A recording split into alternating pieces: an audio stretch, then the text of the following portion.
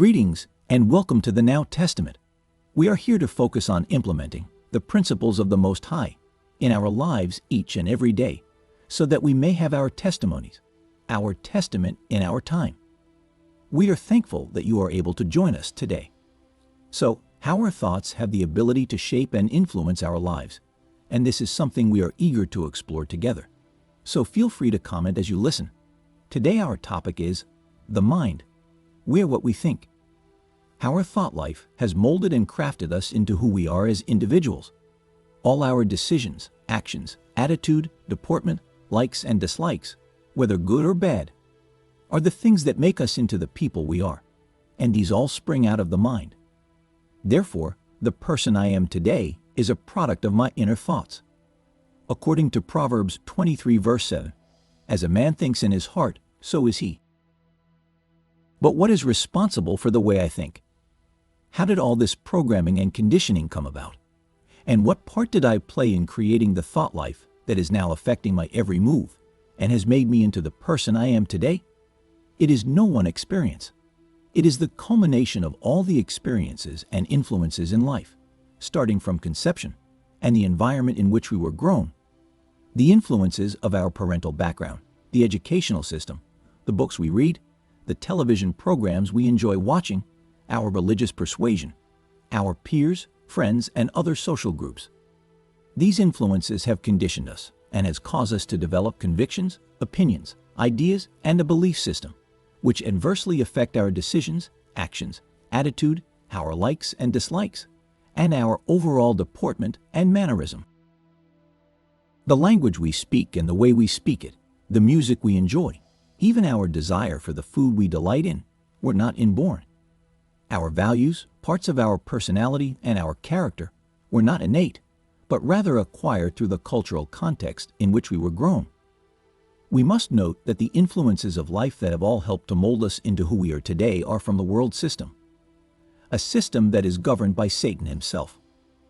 In 1 John 5 verse 19 part B says, "And the whole world lies under the sway of the wicked one." His intention is to craft a product of us that is totally against the Most High, and all he has to do is to subtly program our minds through the influences of the world system. Truth is, it is working. In the time of Noah, there was a global godlessness. In Genesis 6 verse 5 the Bible says, "And the Creator saw that the wickedness of man was great in the earth, that every imagination of the thoughts of his heart was only evil continually." Satan achieved his goal through getting to the minds of a whole generation. The Creator got angry and eradicated man from the face of the earth, except Noah and his family. Therefore, we should be aware of Satan and his crafty tactics to get into our minds and shape our thoughts to his will. A mind under the influence of the enemy stands to get worse. The thoughts we allow to linger in our heads act as beacons, drawing more of the same thoughts in, and our emotions, attitudes, and actions resemble these thoughts. Thinking negatively about life can create a vulnerability to the seduction of Satan. He will use it to lead you astray, attracting things into your life, like sadness and depression. Then your mind will produce actions, emotion, and attitude compatible to these thoughts. If you think negatively and hopelessly, you will produce negative and hopeless behavior. If we invite thoughts of greed, it will attract a life of stress and worry. It cannot be overemphasized. Negative thoughts attract more of the same thoughts, which leads to negative emotions, attitude, and actions. However, on the other hand, if your thoughts are positive, they will in like manner produce positive emotions, attitude, and sober decisions. It is not the negative situation that causes depression and worry. Rather, it is the response to them, which arises from the way we think. Therefore, our thought life will affect the way we do things and the way we react to the everyday challenges of life and relate to others. The remarkable power of the mind is indisputable. It has the power to transform surroundings and develop an environment in accordance with our innermost thoughts. We see it in our homes. Our personal rooms, cars, and office spaces will look exactly like how we think. Our personal belongings will take on who we are as well. For example, our purses, wallets, and keychains. We can only create settings and environments that reflect our minds. More so, our action and behavior give insight into our character. Proverbs 23 verse 7 says, "As a man thinks in his heart, so is he." Being mindful of this, we can now implement ways to secure our mind and promote a more positive life. It is essential that we strive to nurture insights and thoughts pleasing to the Most High in our minds and hearts, believe in the Messiah, and do our best to negate negativity. We can only have a change of life if we experience a change in the way we think. Change begins in the mind, and it starts with a thought. Change our way of thinking, and immediately our action and attitude will start resembling the new mind. But this is just the start. For continued and sustained change to take place, we need not only to change the way of thinking, but also our surrounding. To continue to live in the negative environment that your untransformed mind had created, we will only gradually be pulled back into our old way of living. If we continue to maintain close relationship with negative company, we will fall back on our old paths. The Bible says, "Make no friendship with an angry man, and with a furious man you must not go, lest you learn his ways and cast a snare upon your soul." Proverbs 22 verse 24 to 25. It goes on to say, "Do not be misled. Bad company corrupts good character," according to 1 Corinthians 5 verse 33. The ancient book clearly shows us that some friendships are toxic, and we will only leave ourselves exposed to be contaminated by the unnoticeable effect of their negative influence. The next step is to get rid of all the things around us that do not represent the Messiah, regardless of the cost. You see an example of this in Acts 19 verse 19, which says, "Many of them also which used curious arts brought their books together, and burned them before all men.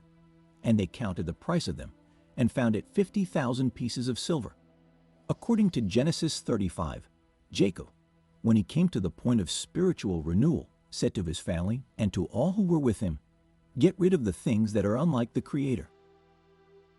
Foreign gods you have with you, and purify yourselves and change your clothes."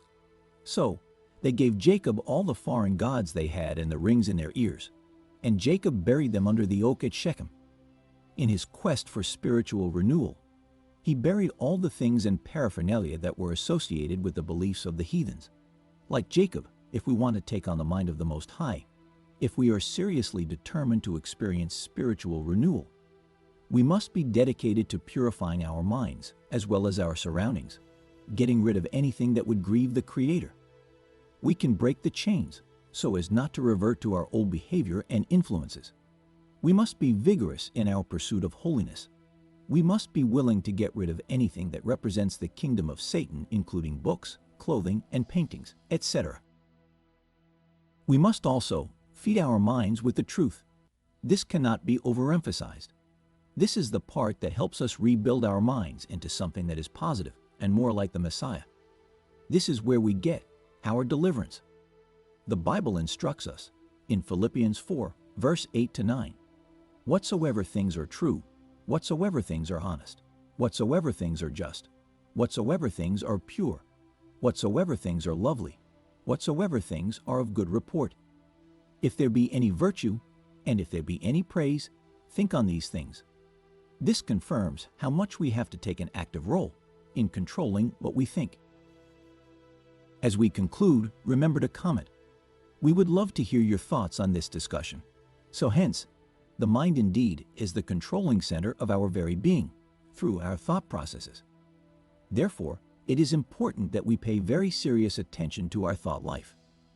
Then, out of our newfound faith, we must reconstruct an environment that is in keeping with the teachings of the Messiah.